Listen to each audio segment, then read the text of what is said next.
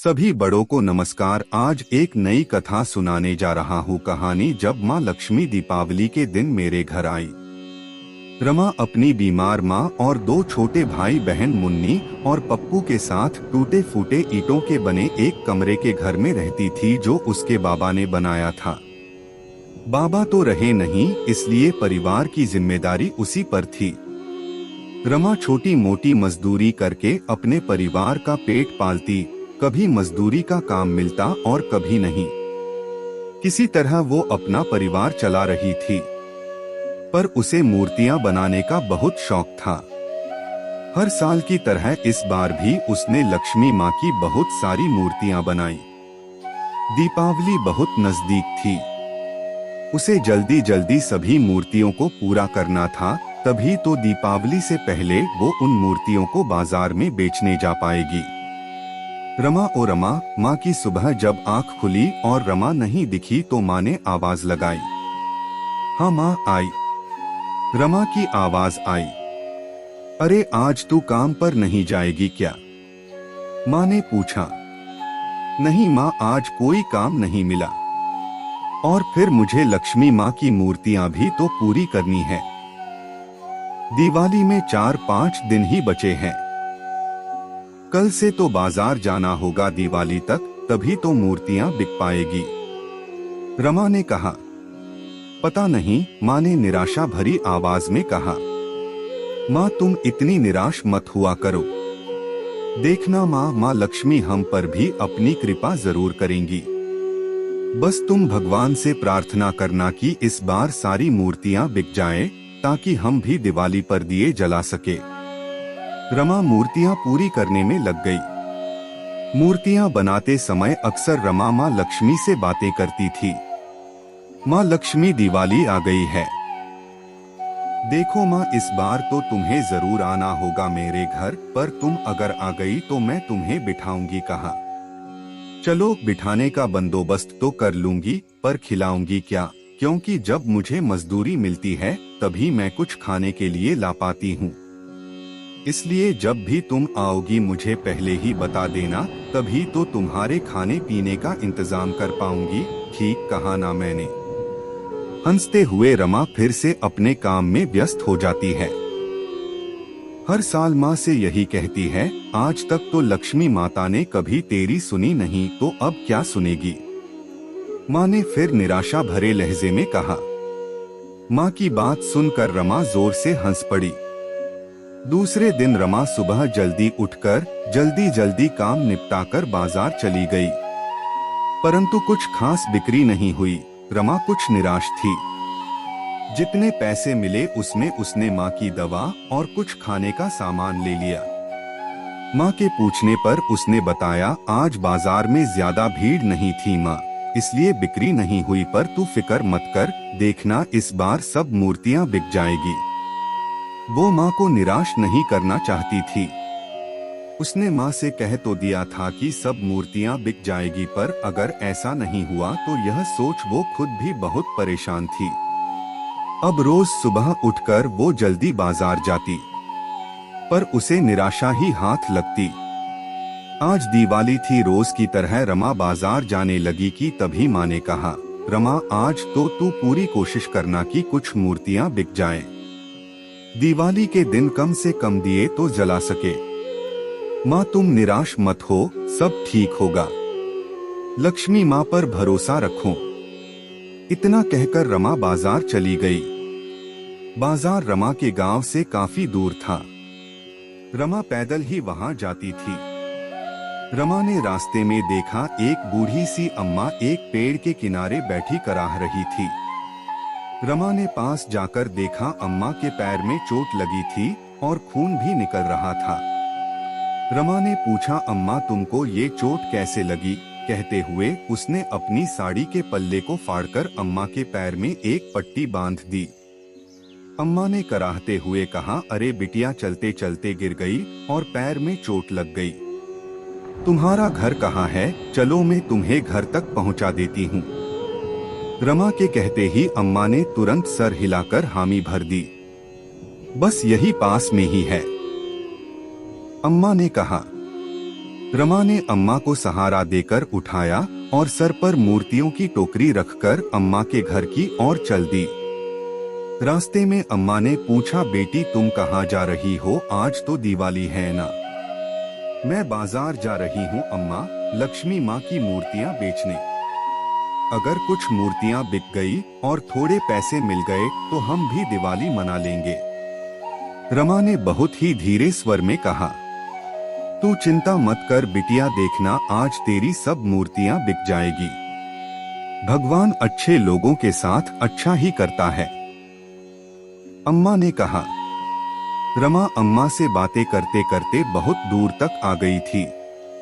तभी रमा ने अम्मा से पूछा, अम्मा तुम्हारा घर और कितनी दूर है? तुम तो कह रही थी यही पास में है, पर हम तो बहुत दूर आ गए। बस आ ही गया, कहते हुए अम्मा ने एक टूटी फूटी झोपड़ी की ओर इशारा किया। रमा ने चौंक कर कहा, तुम यहाँ अकेली रहती हो अम्मा? इतनी सुनसान जगह है और आसपास इतना जंगल, तुम्हें डर नहीं लगता? अम्मा ने हंसकर अपनी कपकपाती आवाज में कहा, अरे मैं तो यहाँ बरसों से रह रही हूँ, तब इतना जंगल नहीं था यहाँ। रमा ने अम्मा को बिठाते हुए कहा, अम्मा अब तुम आराम करो और ये माँ की मूर्ति लो, आज दिवाली है तो तुम भी पूजा जरूर करना। रमा ने माँ लक्ष्मी की एक मूर्ति अम्मा को देते हुए कहा, पर मेरे पास मूर्ति खरीदने के पैसे नहीं है बेटी। अम्मा के इतना कहते ही रमा ने हंस का कहा, मुझे पैसे नहीं चाहिए, तुम तो बस माँ की पूजा अच्छे से करना और ये रोटी लो, इसे खा लेना। अच्छा अब मैं भी चलती हूँ, बाजार के लिए देर हो रही है। इतना कहकर रमा बाजार के लिए चल दी। शाम ढलने लगी थी पर रमा की एक भी मूर्ति अब तक नहीं बिकी थी। रमा अब बहुत ज्यादा निराश हो गई थी।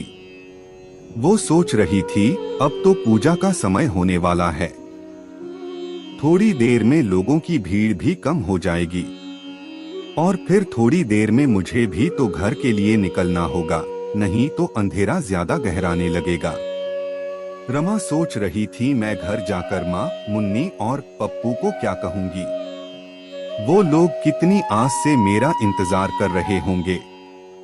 रमा कुछ देर इसी उधेड़बुन में बैठी रही और फिर टोकरी सर पर रखकर घर की तरफ बोझिल कदमों से चल पड़ी।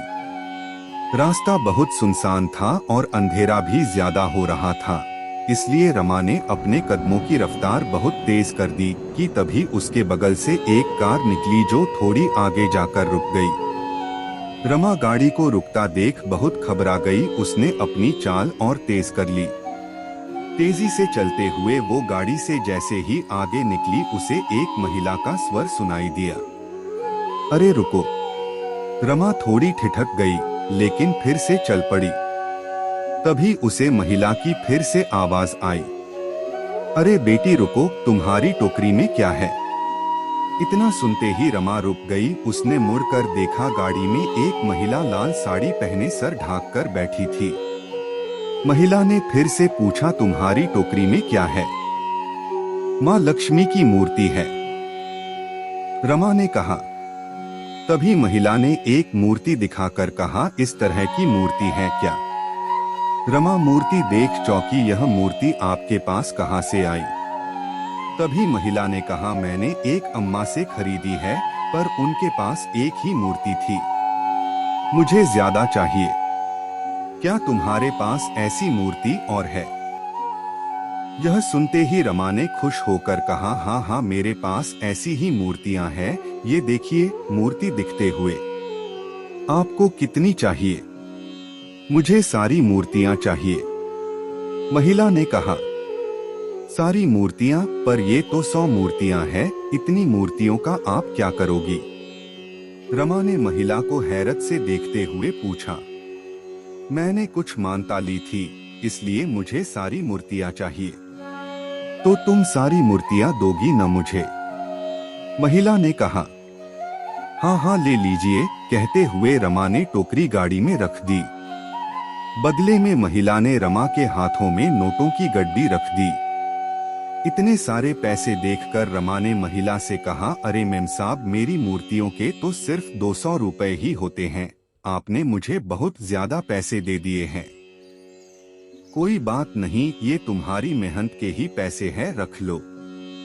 महिला ने रमा से कहा और गाड़ी में बैठ गई। नहीं नहीं मेम साहब, मैं इतने पैसे नहीं ले सकती हूँ, आप सिर्फ मेरी मूर्तियों के ही पैसे दीजिए। रमा यही कहती रही और गाड़ी वहां से चली गई। रमा भी अपने कदमों को तेजी से बढ़ाते हुए घर की ओर चल पड़ी, पर वो खुश थी कि उसकी सारी मूर्तियां बिक गई है। घर पहुंचते ही रमा हैरान रह गई। उसने देखा घर के बाहर पप्पू मुन्नी नए कपड़े पहनकर पटाखे चला रहे थे। घर के एक कोने में माँ बैठी थी, वो भी नई साड़ी पहने बहुत ही खुश लग रही थी। घर के बाहर बहुत से दिए जगमगा राजे थे। रमा समझ ही नहीं पा रही थी कि ये चमत्कार कैसे हो गया। वो दौड़कर माँ के पास गई। माँ, ये सब कैसे?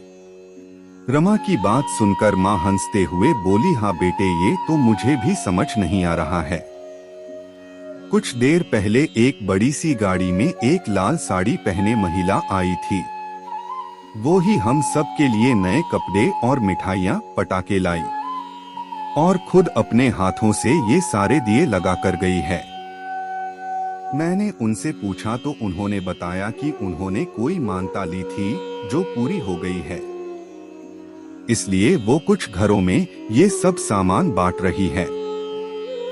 रमा माँ की बात सुनते ही समझ गई, ये कोई और नहीं बल्कि माँ लक्ष्मी स्वयं थी, जो आज सुबह से ही मुझे बार बार दर्शन दे रही थी।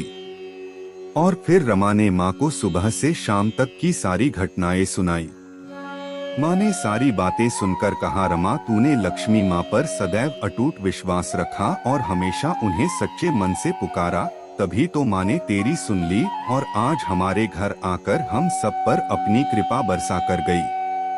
कहा जाता है कि भगवान को यदि हम सच्चे मन से पुकारते हैं तो वो अवश्य ही हमारी पुकार सुनते हैं। अगर उन्हें सच्ची श्रद्धा से फूल की जगह पंखुड़ी चढ़ाए तो वो अवश्य ही उसे स्वीकार करते हैं। दोस्तों, इस वीडियो में बस इतना ही। मिलते हैं अगले वीडियो में। अपना ख्याल रखिएगा।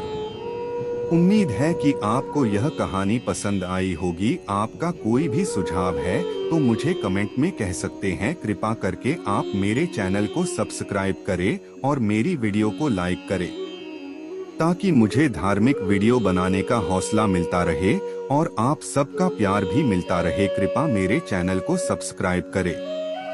अब मैं मिलता हूँ आपको अगली वीडियो में।